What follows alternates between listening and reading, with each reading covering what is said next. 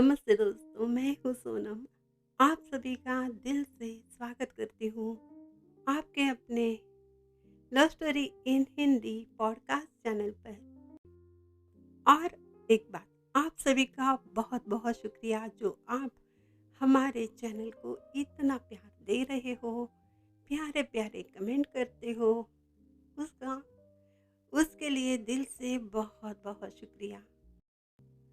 तो पिछले एपिसोड में बेबस इश्क को आपने सुना था, राहुल और अनिशा की लव स्टोरी। उसमें एक बड़ा सा हादसा हुआ था। राहुल ने देखा अनिशा की शादी हो चुकी है। अनिशा ने राहुल को धोखा क्यों दिया, इसकी क्या वजह है, चलिए हम जानते हैं ये क्यों हुआ, क्या हुआ, इसके पीछे कौन सी वजह थी। तो आगे स्टोरी को सुन लीजिएगा। बेबस इश्क का सेकंड पार्ट अभी आप सुन लीजिए। राहुल तड़प रहा था, सो नहीं पाता, गुस्सा था और बेबस था, नफरत की आग में झुलस रहा था। ऐसा क्यों किया उसने, मेरे साथ ऐसा क्यों किया। अनिशा, मैं तुम्हें कभी नहीं माफ कर सकता। और तभी मॉर्निंग में कुणाल का, उसके फ्रेंड का कॉल आता है। वो कहता है एक मोटी सी आंटी टाइप औरत है, मिलना चाहती है। वो कुछ अनिशा के बारे में बात करना चाहती है। उसने मुझे कॉल किया तुम्हें बुलाने के लिए। राहुल गुस्से में था। वो कहता है तुम भी ना सुबह सुबह किस मनहूस का नाम लिया, उस बेवफा के बारे में कुछ नहीं सुन सकता। और वो कॉल डिस्कनेक्ट करता है। कुणाल फिर से कॉल लगाता है, फिर से कॉल ये बंद कर देता है। गुस्से में कुणाल से कहता है प्लीज यार डोंट कॉल मी, मेरी हालत तो समझो, मुझे कितनी तकलीफ हो रही है। तुम्हें मेरी कोई केयर नहीं है, तुम दोस्त हो कि दुश्मन हो। साले वहां आकर ना तेरी हड्डियां तोड़ दूंगा। देखना मुझे गुस्सा मत दिलाओ, मैं बहुत गुस्से में हूँ, मेरा मूड बहुत बहुत खराब है। कुणाल हंसते हुए कहता है अच्छा तो दम है तो आजा, और हड्डियां तोड़ने के लिए तो तुम्हें आना ही पड़ेगा। डरपोक कहेगा, दिल ही टूटा है ना तो क्या जिंदगी जीना छोड़ देगा। ऐसा तो सभी के साथ होता है। तुम तुम क्या नए हो जो ये हुआ है। अरे बहुत सारे लड़कों के साथ होता है, लड़कियों के साथ होता है, तो क्या वो जिंदगी जीना छोड़ देती है। चल तू किसी भी हाल में यहाँ पर आ जा। कुछ सोच कर राहुल कहता है ओके, अभी कुछ देर में आ जाता हूँ। वहां पहुंचते ही कुणाल उस औरत को उसी नंबर से कॉल करता है। वो आ जाती है, फास्ट आ जाती है। फेस पूरी तरह से कवर किया हुआ था। मोटी सी औरत कुणाल के घर आ जाती है। अभी कुणाल के घर में मॉम डैड भी नहीं थे, बाहर गए थे। कुणाल और राहुल हैरानी से उसे देखते हैं। कुणाल पूछता है ये इतनी अर्ली मॉर्निंग आप आंटी जी क्यों आई हो। अनिशा जी ठीक तो है ना, कोई प्रॉब्लम है क्या। आंटी सोफे पर बैठते हुए कहती है नहीं, कुछ भी ठीक नहीं है। उसकी अचानक शादी हो गई, उसकी जिंदगी में बहुत बड़ा हादसा हो गया, जिंदगी जैसे बिखर गई। उसके पापा को हार्ट अटैक आया था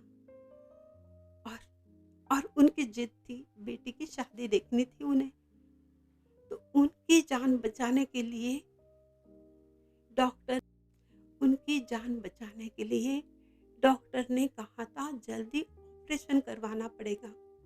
पर उनकी जिद थी कि अनिशा की शादी करवाने के बाद ही वो ऑपरेशन करवाएंगे। वो अपनी जिद नहीं छोड़ रहे थे। सभी बहुत बहुत टेंशन में थे। उनकी कंडीशन बहुत खराब थी और कोई बेटी अपने पापा को मरते हुए तो नहीं देख सकती ना, तो अनिशा कैसे देख सकती थी। उसने अपनी तरफ से बहुत समझाया अपने पापा को, पर वो नहीं माने, तब उसने मजबूरन ये फैसला लिया, वो शादी के लिए रेडी हो गई। और वहीं पर उसकी कजिन की शादी हुई थी, वहीं पर उनके दूर के किसी रिलेटिव के लड़के से वो शादी के लिए रेडी हो गई। उसने अपने दिल पर पत्थर रखा, उसे कोई मौका ही नहीं मिला अपनी बात कहने का, अपने प्यार के बारे में बताने का। वो कुछ नहीं कर सकी, बहुत मजबूर थी। उसकी मजबूरी, उसके आंसू मैंने देखे हैं। और डॉक्टर भी बार बार अनीशा को उसके पापा के बारे में समझा रहे थे, ज्यादा टाइम वेस्ट करना रिस्की हो सकता है। और अपनी इकलौती बेटी की शादी देखे बिना अनीशा के पापा ऑपरेशन के लिए रेडी नहीं थे। आखिर आखिर शादी हो गई। अनीशा ने अपनी खुशियों को कुर्बान किया, अपने प्यार को कुर्बान किया, सबके नज़र में, आप लोगों की नज़र में बेवफा बनना मंजूर किया उसने। उसका दर्द किसी ने नहीं समझा, किसी ने भी नहीं। सिर्फ मुझे पता था, हाँ मुझे पता था, मैंने किसी को नहीं बताया।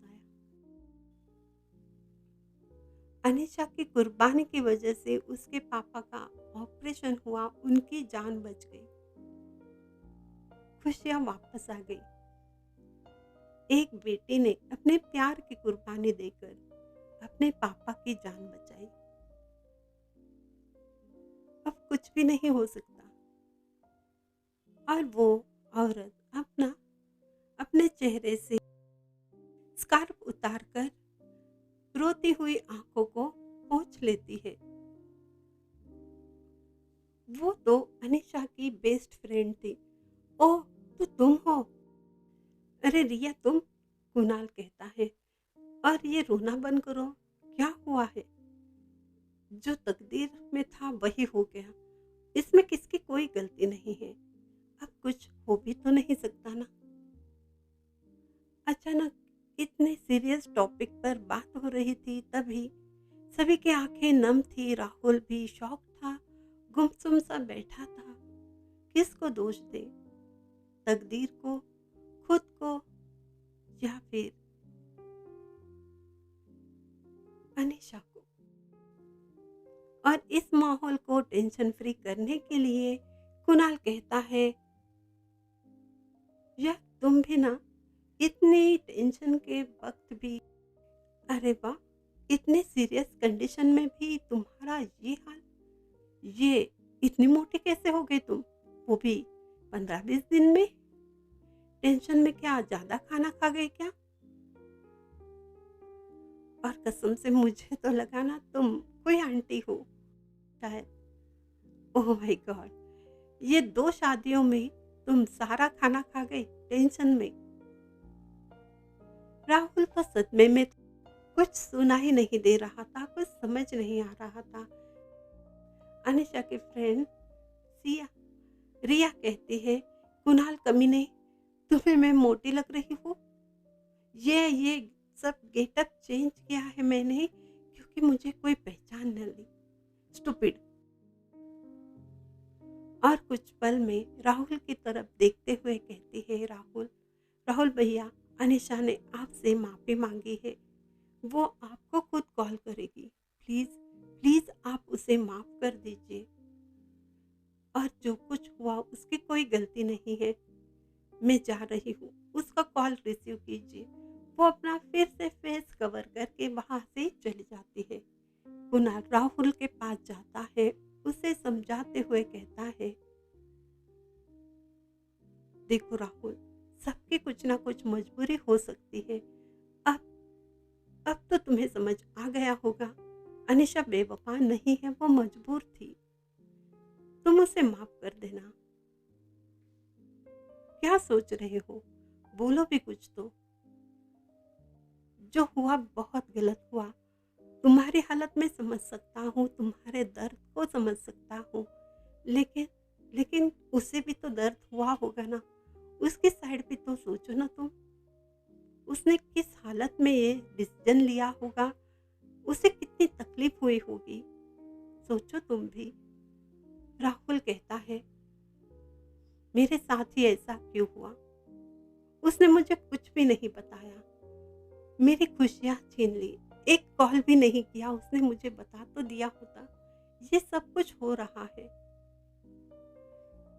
लेकिन मुझे ना अब मेरे सोचने की पावर ही चली गई। मुझे घर जाना है, मैं जा रहा हूँ। कुणाल कहता है, ओके मैं अभी आता हूँ साथ में, और दोनों साथ निकलते हैं। राहुल अपने फेस एक्सप्रेशन चेंज करता है जब मम्मी पापा को वो देखता है।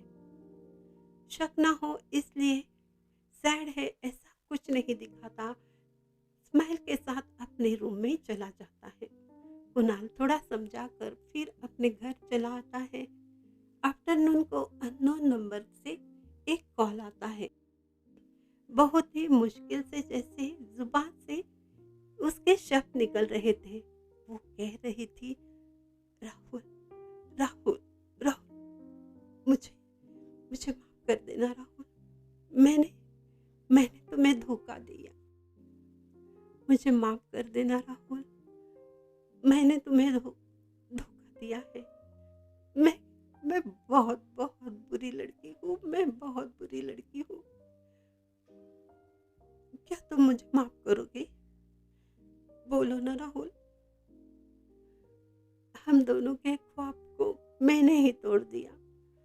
मैं गुनहगार हूँ तुम्हारी। तुम्हारी नजरों में मैं बेवफा हूँ ना। लेकिन लेकिन कसम से, तुम्हारी कसम, प्यार की कसम, मेरी मजबूरी थी। मेरी मजबूरी थी। देखो ना तकदीर ने कैसा खेल खेला है। मैं कभी नहीं सोच सकती कि मेरी शादी किसी और से हो सकती है। मैंने ऐसा सपने में भी नहीं सोचा था राहुल। तुम मेरी मजबूरी समझो। मैं अपने पापा को कैसे खो देती? बोलो ना राहुल। क्या कोई बेटी अपने पापा को मरते हुए देख सकती है? बोलो राहुल। क्या कोई बेटी अपने पापा को अपने पापा को दम तोड़ते हुए देख सकती है? नहीं ना। मैं कैसे देख सकती थी? बोलो। मैं तुम्हारी गुनहगार बन गई।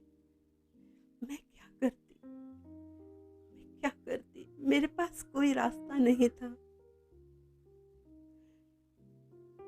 मैंने अपने प्यार को कुर्बान कर दिया। लेकिन मेरे पापा बच गए हैं। सुनो, मेरे पापा बच गए हैं। मुझे माफ कर दो। मुझे माफ कर दो। बोलो, मुझे माफ करोगे ना? इतनी देर से राहुल चुपचाप सुन रहा था। वो कहता है, प्लीज रोना बंद कर दो। जो कुछ हुआ उसमें तुम्हारा कोई दोष नहीं है। ये तो हमारी तकदीर है।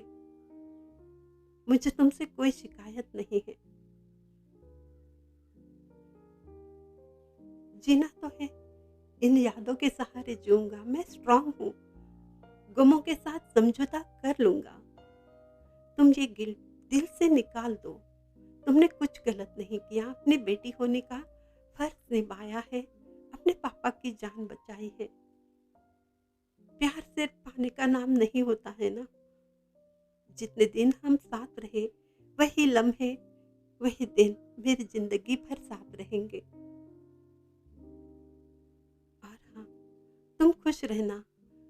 तुम्हारे लाइफ में कोई प्रॉब्लम हो, मेरी ज़रूरत हो, मेरे हेल्प की ज़रूरत हो तो मुझे कॉल करना। आंसू, आंखों में आंसू आते हैं, गले में शब्द अटक जाते हैं। खामोशी का दर्द था। अनिशा कहती है, राहुल राहुल, तुम तुम बहुत अच्छे हो राहुल। और हाँ, किसी अच्छी लड़की देख कर शादी कर लेना। खुश रहना। हम्म, मानोगे ना? तुम्हें शादी करनी होगी। हम्म, मैं भी तो तुम्हें खुश देखना चाहती हूँ।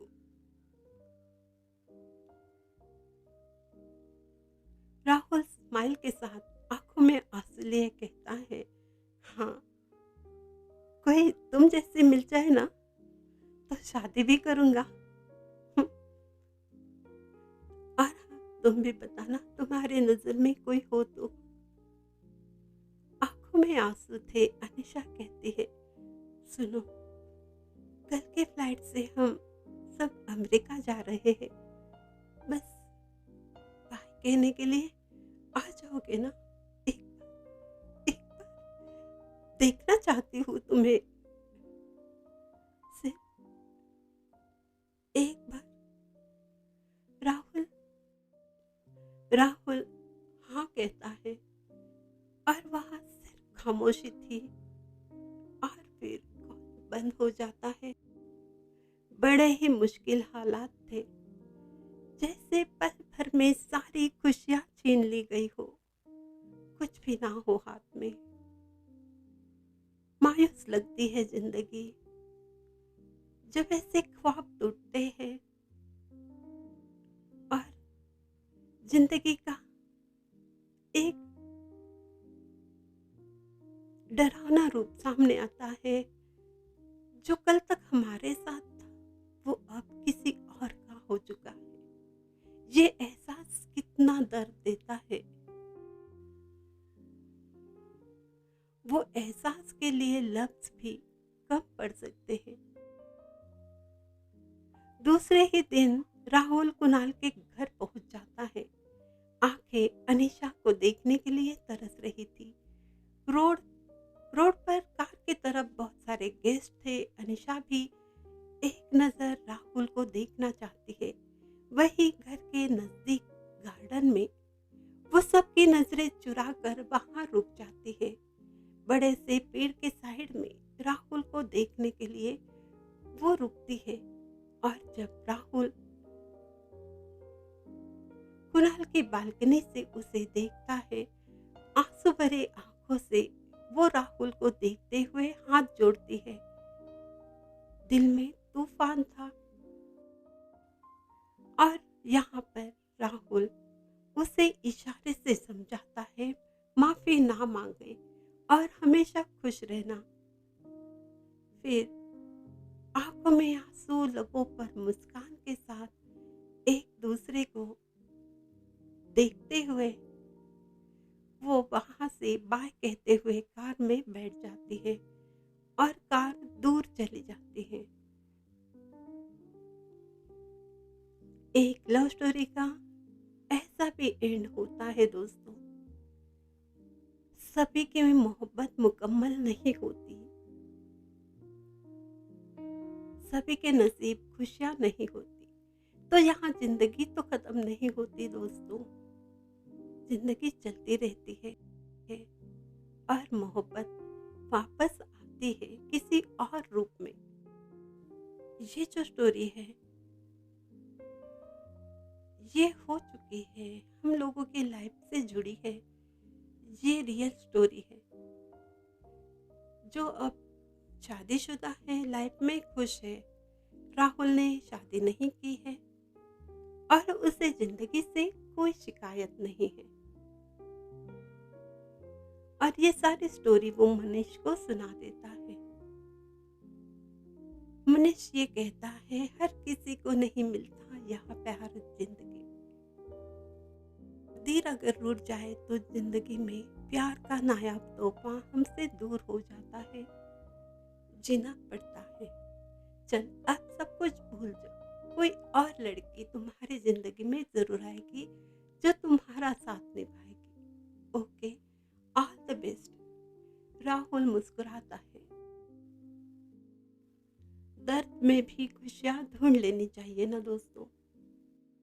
क्या ऐसा कुछ आपकी लाइफ में हुआ है, हमारे साथ शेयर करना चाहते हो तो ज़रूर मैसेज कीजिए। अपनी स्टोरी आप पब्लिश करना चाहते हो तो हमें ज़रूर बताइएगा। हम आपके साथ हैं सुख दुख में हमेशा के लिए। अब आपसे और ये वादा करते हैं हम फिर आएंगे न्यू स्टोरी के रहिए और चैनल को सब्सक्राइब कीजिए, लाइक कमेंट्स कीजिए, फॉलो कीजिए।